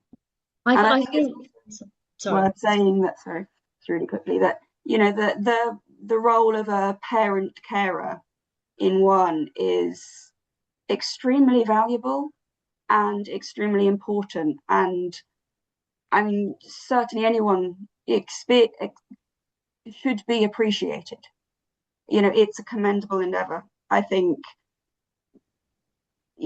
don't assume that it's just because it's what parents do. It might be what parents do, but it's also impressive and incredibly admirable and deserves respect. Okay. I think that there's two issues. I mean, there is the issue of the violence and the aggression that may occur during a meltdown. And I personally think that when some young people, and possibly smaller people as well, you get to a certain point where actually the frontal lobes, the thinking part of the brain, actually switches off, and it becomes a different kind of reaction. And that is easier to explain. The very tricky part, and as I say, I've had a wonderfully diverse career, and I spent a period of time working in forensic autistic services. And sadly, there are some autistic people who will have comorbidities, such as conduct disorder, so elements of psychopathy. They may have elements of oppositional defiance disorder. it's almost like it's not just the autism. I think sometimes there are a small section of people who may have this, it's referred to in the literature as a double hit. It's a double hit of autism and psychopathy, which is incredibly rare, I think, but it does exist. You know, as I spent a number of years working in services where people were diverted from prison to mental health services because they had committed a crime. And that is a small percentage, and that unfortunately is the route that some people will go down. Not everyone, and I think it's a really tough challenge to work out what's autistic meltdown, what's a child or young person becoming overwhelmed and struggling to cope in that moment, and something that becomes a deliberate part of someone's personality. Yeah. And it's hard to even think about that, but I think it's so important that to distinguish the two, because the actual outcome might be that a parent or carer gets hit, but there may be a different reason behind it. Okay. So there was another, thank you, Judy.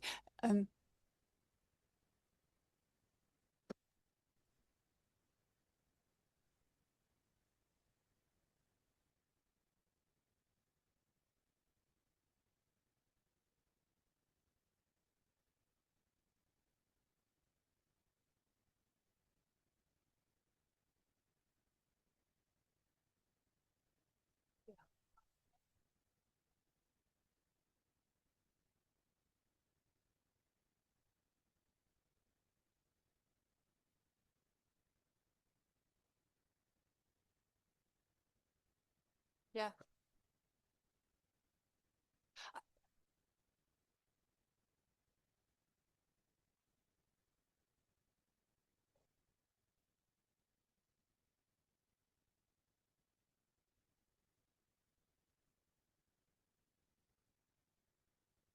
Yeah, I get Judy and Sophie. This is about the resources aren't there, so that people can end up in prison or the mental health services, and when parents are trying to say or explaining what's happening, the services that are supposed to support don't have the resources. I think probably don't know what to do actually, so it becomes like, well, what can we do? So then nothing happens. That's really the sort of my motivation for today is to get this out, talk about it, because collectively we can make a difference, and we really can. And yeah, sometimes we have the energy to, and yet it's really important, and it's really, you think of, I mean, Judy is I don't want to embarrass you, Judy, but Judy's had a very long career, a very successful career, and yet, as you and I sharing, we've been through this. So how many other people are out there that we need to sort of to create change?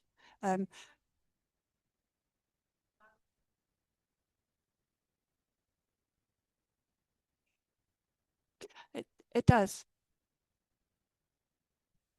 Well, no, but the benefits will be that, people here will have the shared experience, and know that I'm not the only parent in the whole world who is going through this, which is what I felt 20 or so years ago. I didn't have Facebook or anything like that, and I felt very, very alone. Um, so, okay, yeah.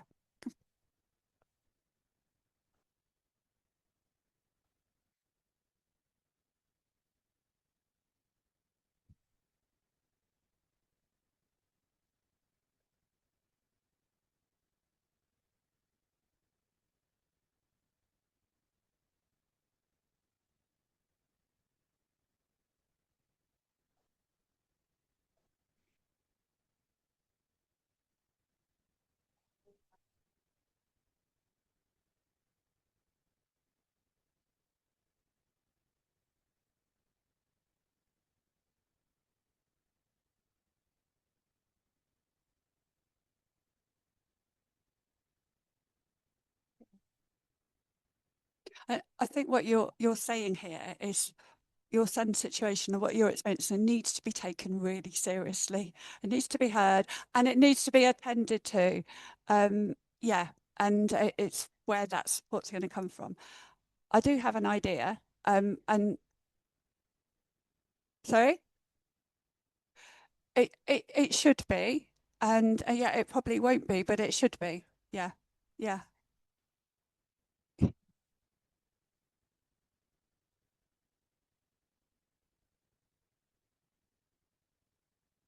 Yeah.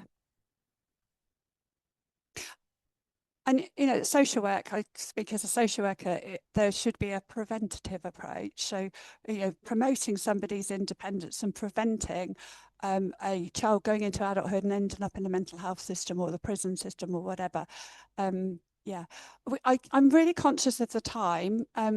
We've got a few more minutes left before we finish, and I want to just go through the last slide if we can. So, and this is internal reframing for guilt and self-blame. So understanding my adult child's distress does not require me to accept abuse. It's almost like a mantra. I do not deserve, as a parent carer, I do not deserve to be abused.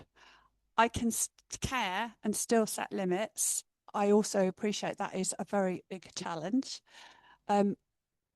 And ultimately, my safety matters. My child's safety matters. That's of, you know, utmost importance to me. However, my safety matters. And there is a culture, as Judy's talked about, fabricated or induced illness and parent blame. There is a carer blaming, suggesting parents need more resilience, framing abuse as a failure of parenting or boundary setting, and treating parental distress as secondary. And yet, as parent carers, everybody has the right to have a really comprehensive assessment of needs. I know it doesn't happen. It doesn't happen across the UK. It's not peculiar to Ceredigion. These sort of issues really need to be taken seriously.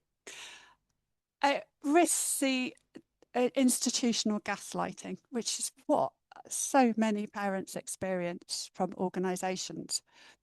It's not really that bad, or you know, it's sort of downplaying what's really happening.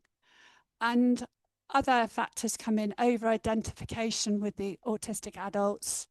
Professionals are aligning exclusively with the adult child's narrative, so accepting what they're saying, and again, not taking seriously what the parent carer is saying.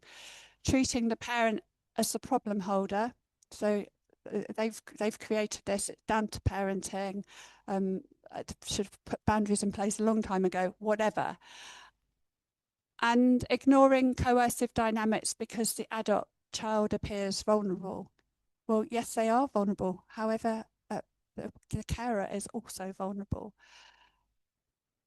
For professional safeguarding requires balanced curiosity, not advocacy for one party. So it's about holding parents' experiences, adult child or younger child's experiences, and not looking at them exclusively, but looking at them together and trying to work out what is happening. Judy and Sophie, this is something that I know you both talked about, so I'm going to ask you to quickly talk, sorry it's come at the end, but talk about guilt, shame and the neurodivergent experience. Yeah, I mean, I'll let Sophie do it, because Sophie and I have had lots of discussions about these different feelings, and Sophie has admitted that she finds it difficult to articulate the difference between the two. Is that right, Sophie? Yes, I mean, I think I asked, when we were discussing this, I asked you sort of what is the difference? Yeah. And you said shame is that sort of very internal, like maybe sort of social pressure response of I've done something wrong. And guilt is more external, like for an event. Is that, you might have to explain that a little bit more. Yeah. Do you want to move on to Um, the next slide, Cathie? Because I Yeah. think that it does. Yeah. Okay, so shame is a sort of very internal process, sort of a fundamental flaw in the individual. And my experiences of shame are that I am wrong, I am bad, I need to change, I am the problem.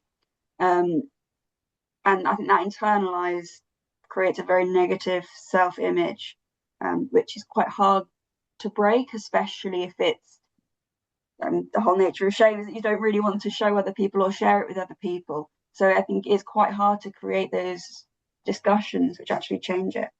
And for me, masking played into it quite a lot, because by sort of having that shame, it helped me, what I thought was improve my behavior and appear better, which again then played into that negative self-image. That was a very cyclical thing for me. Just thought it was important to you know, Sophie's incredibly articulate, very intelligent, but obviously that kind of that if there is a confusion, I think we talked about this last time about alexithymia and the difficulty explaining how you're feeling, and this might be partly behind some of the behaviors. It's that not realizing what's going on internally in the body in terms of what you're feeling. That I think that was the only reason for popping in, just as a sort of an end point. And the way that can be supported is by actually explaining, actually teaching what the difference is, rather than assuming that some of these differences and these nuances will just develop automatically. I suppose I kind of wanted to end on a bit of a positive in some ways. That yeah, sorry, you. I'll finish. Okay. So I mean, one of my emotional understanding has improved greatly with the help of, I think it's Plutchik's emotion wheel, which I will put in the chat.